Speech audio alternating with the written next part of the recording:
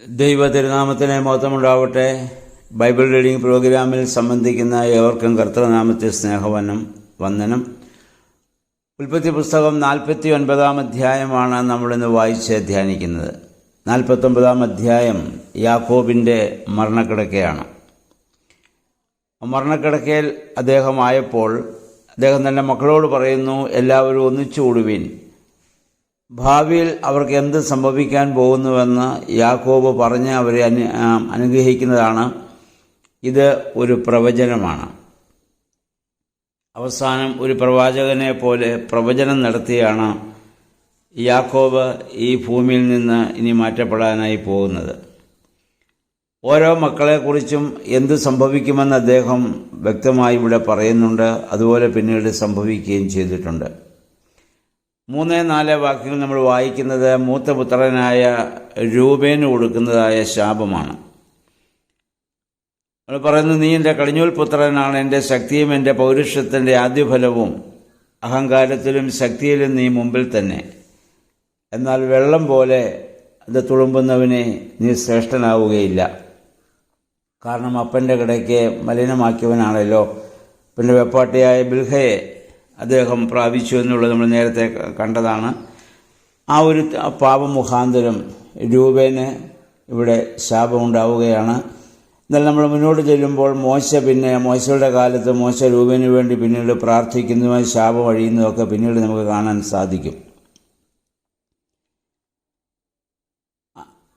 5-6 വാക്യങ്ങൾ പറയുന്നത് ശിമെയോന്റെയും ലേവിയുടെയും കാര്യമാണ്. തങ്ങളുടെ സഹോദരിമാരെ അല്ലെങ്കിൽ തങ്ങളുടെ സഹോദരിയെ മാനഭംഗപ്പെടുത്തിയവരെ വധിച്ചവരാണ് ഇവർ രണ്ടുപേരും. അവരുടെ ആ കോപം അത്ര ശരിയല്ലെന്ന് യാക്കോബ് ഇവിടെ പറയുന്നുണ്ട്. എന്നാൽ ദൈവം പിന്നീട് ലേവിയെ അവിടെ നിന്ന് തെരഞ്ഞെടുക്കുകയും പുരോഹിത പുത്രനാക്കി മാറ്റുകയും ചെയ്യുന്നത് നമ്മൾ പിന്നീട് കാണുന്നുണ്ട്. അങ്ങനെ ഒരു അവസ്ഥയിലേക്ക് വരാൻ കാരണം മനുഷ്യൻ്റെ ആരുടെയും പ്രവർത്തനമല്ല. അദ്ദേഹം പറഞ്ഞു, വ്യർത്ഥമായ പാരമ്പര്യങ്ങളല്ല, പൊന്നെ മൂര് വെള്ളിയോ സ്വർണമോ അല്ല, പിന്നെയോ കർത്താവിൻ്റെ ആ നിഷ്കളങ്കമായ രക്തമുഖാന്തരമാണ് വീണ്ടെടുപ്പ് ഉണ്ടാവുന്നത്. മുഖാന്തരം ലേവി പിന്നീട് അനുഗ്രഹിക്കപ്പെട്ട ഒരു പൗരോഹിത ഗോത്രമായിട്ട് ഇവിടെ മാറുന്നുണ്ട്. 8 മുതൽ 12 വരെയുള്ള വാക്യങ്ങൾ യഹൂദാ ഗോത്രത്തിനുള്ള വലിയ അനുഗ്രഹമാണ്. നമ്മുടെ കർത്താവ് വന്നത് ഈ ഗോത്രത്തിൽ നിന്നാണ്. അവിടെ പറയുന്നത്, നിന്റെ സഹോദരന്മാർ നിന്നെ പൊഴുത്തും, നിന്റെ കൈ ശത്രുക്കളുടെ കഴുത്തിൽ പതിക്കും, നിന്റെ പിതാവിൻ്റെ പുത്രന്മാർ നിന്റെ മുമ്പിൽ കുമ്പിടും. അവനൊരു സിംഹക്കുട്ടിയാണ്. അവൻ ആ ഒരു യഹൂദാ ഗോത്രം അവകാശമുള്ളവൻ നിന്നിൽ നിന്ന് വരും എന്ന് പറഞ്ഞാൽ സ്ത്രീയുടെ സന്തതിയായി ഉൽപ്പത്തി 3:15 കൊടുത്ത വാഗ്ദത്തം പൂർത്തീകരിക്കത്തക്കവണ്ണം കാലത്തേക്കുവിൽ നമ്മുടെ മശിഹായുടെ ആഗമനത്തെക്കുറിച്ച് യാക്കോബ് ഇവിടെ പ്രവചിക്കുകയാണ്. അതിൻ്റെ 11 അവൻ തൻ്റെ കഴുതയെ മുന്തിരിവള്ളിയിലും കഴുതക്കുട്ടിയെ വിശിഷ്ടമായ മുന്തിരിച്ചില്ലിലും കെട്ടിയിടും. അതായത് നമ്മുടെ കർത്താവ് കഴുതമേൽ വാഹനമേറി വന്നതും ഒക്കെ പിന്നീട് നമുക്ക് കാണാൻ സാധിക്കുന്നുണ്ടല്ലോ.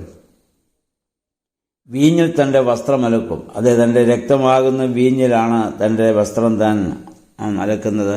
അപ്പോൾ യഹൂദയ്ക്കുള്ളതായ ഒരു വലിയ അനുഗ്രഹം അവിടെ നിന്ന് മശിഹായുടെ ആഗമനത്തെക്കുറിച്ച് യാക്കോബിനൂടെ ഇവിടെ പ്രവചിക്കുവാൻ സാധിക്കുന്നുണ്ട്.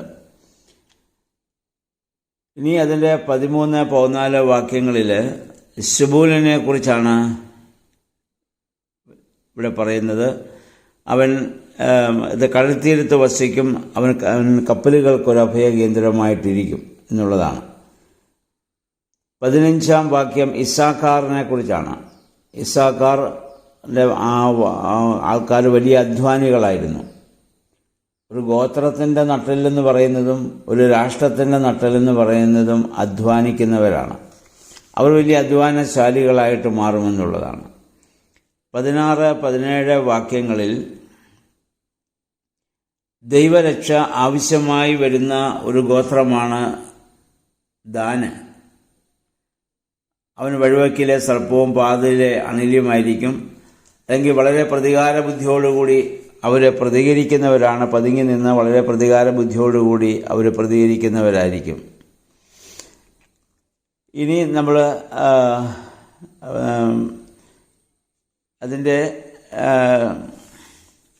19-ാം വാക്യം ആഷേറിനെ കുറിച്ചും പിന്നീട് നഫ്താലിയെക്കുറിച്ചും അവന് അല്ലെങ്കിൽ സ്വസ്ഥമായി ചരിക്കുന്ന ഒരു പേടമാനാണ് നഫ്താലി. വളരെ ശാന്ത സ്വഭാവമുള്ളവരാണ് അവർ. നന്നായിട്ട് അവർ നല്ല മൃദുല വാക്കുകൾ അവർ സംസാരിക്കുന്നവരാണ് എന്നൊക്കെ കുറിച്ച് അവരെക്കുറിച്ച് ഇവിടെ യാക്കോബ് ഇവിടെ പ്രവചിക്കുകയാണ്. ഇനി 22 മുതലുള്ള വാക്യങ്ങളിൽ ജോസഫിനുള്ളതായ വലിയ അനുഗ്രഹമാണ്. എബ്രഹീമും മനസ്സയും പിന്നീട് വലിയ ശക്തിയായി മാറിയത് നമുക്ക് പിന്നീട് കാണാൻ സാധിക്കും. അത്രമാത്രം വലിയ അനുഗ്രഹം ജോസഫിന് അവൻ്റെ മക്കൾക്ക് ഇവിടെ നൽകുകയാണ്. 27-ാം വാക്യത്തിൽ ബെന്യാമിനെ കുറിച്ചാണ് പറയുന്നത്. ബെന്യാമിൻ നമുക്കറിയാം, പിന്നീട് രാജ്യം രണ്ടായിട്ട് ഭാഗിച്ചപ്പോൾ യഹൂദ ഗോത്രത്തിൻ്റെ കൂടെ നിന്ന ഏക ഗോത്രം ബെന്യാമിൻ മാത്രമാണ്. അതാണ് ബെന്യാമിൻ്റെ ഏറ്റവും വലിയൊരു പ്രത്യേകത. പിന്നെ 28-ാം വാക്യം വരുമ്പോൾ 28 മുതലുള്ള വാക്യങ്ങളിൽ യാക്കോബിൻ്റെ മരണമാണ് നമ്മൾ കാണുന്നത്. അദ്ദേഹത്തിൻ്റെ പിതാക്കന്മാരുടെ കല്ലറയിൽ അടക്കപ്പെടാനുള്ള അദ്ദേഹത്തിൻ്റെ വലിയ ആഗ്രഹം അവിടെ നമുക്ക് കാണാൻ പറ്റും. താന് വിലയ്ക്ക് വാങ്ങിയതായ ആ മക്പേല ഗുഹയിൽ ഹിത്തനായ എഫ്രോനിൽ നിന്ന് താൻ വിലയ്ക്ക് വാങ്ങിയതായ ആ മക്പേല ആ ഗുഹയിൽ തന്നെ അടക്കണം എന്നുള്ള യാക്കോബിൻ്റെ വലിയ ആഗ്രഹമാണ്. അതായത് പിതാക്കന്മാരുടെ കല്ലറയിൽ അടക്കപ്പെടാനുള്ള ആഗ്രഹം. ദൈവം വാഗ്ദത്തമായി നൽകിയ സ്ഥലത്ത് തന്നെ കിടക്കുവാനും അവിടെ നിന്ന് ഉയർക്കുവാനുമുള്ളൊരു ആഗ്രഹമാണ് അദ്ദേഹത്തിനുള്ളത്. അതിൻ്റെ 32-33 വാക്യങ്ങളിലേക്ക് നമ്മൾ വായിക്കുമ്പോൾ കാല് കട്ടിലിൽ വയ്ക്കുന്നു, അതുവരെ കാല് നിലത്തായിരുന്നു. അത് ജീവിതത്തിൽ ഒരു നീണ്ട വഴി നടന്നവനാണ് യാക്കോബ്. ഇനി അവസാനം ഒരു വിശ്വാസ പ്രഖ്യാപനത്തോടെ മരിക്കുവാൻ ആഗ്രഹിക്കുകയാണ്. അങ്ങനെ വിശ്വാസ വീരന്മാരുടെ പട്ടികയിൽ യാക്കോബ് ഉൾപ്പെടുന്നുണ്ട്. അപ്പോൾ യാക്കോബിൻ്റെ ജീവിതം നമ്മൾ മൊത്തത്തിൽ പരിശോധിക്കുമ്പോൾ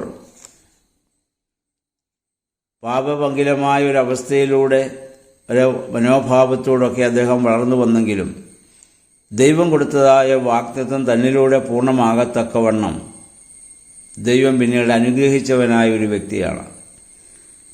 വളരെയധികം കഠിനാധ്വാനിയായ ഒരു മനുഷ്യനാണ് ഈ യാക്കോബ്. അദ്ദേഹത്തിൻ്റെ ആദ്യം മുതലുള്ള കാര്യം നമ്മൾ ചിന്തിക്കുമ്പോൾ അദ്ദേഹം ഒരിക്കലും ഒരു അലസനായിരുന്നില്ല. അതായത് ആദ്യകാലങ്ങളിൽ അപ്പനെയും ജ്യേഷ്ഠനെയും ഒക്കെ ഇത് കബളിപ്പിച്ചെങ്കിലും വെള്ളം പോലെ അദ്ദേഹവും ഉണ്ടല്ല തുളുമ്പിയ ആളാണ്. പക്ഷെ അവിടെ നിന്ന് പിന്നീട് അദ്ദേഹം ഉറച്ചു നിന്നു.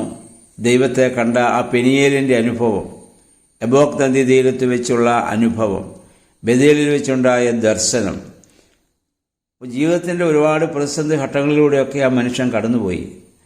അവിടെ എല്ലാം അദ്ദേഹം അതിനെയൊക്കെ അതിജീവിച്ചു എന്നുള്ളതാണ്. അവസാനം നഷ്ടപ്പെട്ടു എന്ന് പറഞ്ഞ താൻ ഏറ്റവും സ്നേഹിച്ച ജോസഫിൻ്റെ അടുത്ത് വരുവാനും ആ മകനെ അനുഗ്രഹിക്കുവാനും അവൻ്റെ ശുശ്രൂഷ ഏറ്റുവാങ്ങുവാനും 17 വർഷത്തോളം അദ്ദേഹത്തോട് ചേർന്ന് ആ ജോസഫിൻ്റെ ആ സംരക്ഷണയിൽ ജീവിക്കുവാനും ഒക്കെയുള്ള ഭാഗ്യം യാക്കോബിൻ്റെ ജീവിതത്തിൽ ഇവിടെ ലഭിക്കുകയാണ്. നമ്മുടെ ജീവിതത്തിലും യാക്കോബിനെ പോലെ ഒരുപാട് കുറവുകളും ബലഹീനതകളും സംഭവിച്ചിട്ടുണ്ടെങ്കിലും ദൈവമേ, ഇതുപോലെയുള്ള ദൈവികമായ ഒരു അന്ത്യം ലഭിക്കാൻ ഇടയാകണമേ എന്ന് നമുക്ക് പ്രാർത്ഥിക്കാം. ഇപ്പം യാക്കോബ് ഇപ്പോൾ പൂർണ്ണമായ ഒരു വലിയ വിശ്വാസിയാണ്. നമ്മൾ കണ്ടു, ഫറവോ രാജാവിനെ കൈ ഉയർത്തി അവൻ അനുഗ്രഹിക്കുവാൻ തക്കവണ്ണം ആത്മീയതയിൽ യാക്കോബ് വളർന്നു എന്നുള്ളതാണ്. നമുക്കും ആത്മീയതയിൽ ഈ വളർച്ച ഉണ്ടാകണം. അപ്പോഴാണ് നമ്മൾ അനുഗ്രഹമാകുന്നതും നമ്മിലൂടെ മറ്റുള്ളവർ അനുഗ്രഹിക്കപ്പെടുന്നതും. തൻ്റെ മക്കളെയും തൻ്റെ തലമുറയൊക്കെ പ്രാർത്ഥനാപൂർവം അനുഗ്രഹിച്ച് വളരെ പ്രത്യാശാപൂർവമായ ഒരു അന്ത്യം യാക്കോബിന് ഇവിടെ ലഭിക്കുന്നത് നമുക്ക് കാണാൻ പറ്റും. ഇപ്രകാരം ഒരു അന്ത്യമാണ് ദൈവമേ ഞങ്ങൾക്ക് നൽകണമേ എന്ന് നമുക്ക് പ്രാർത്ഥിക്കാം. അതിന് യാക്കോബിനെ പോലെ ദൈവകരങ്ങളിൽ പൂർണ്ണമായിട്ട് സമർപ്പിക്കാം. ദൈവം അതിന് നമ്മെ സഹായിക്കട്ടെ.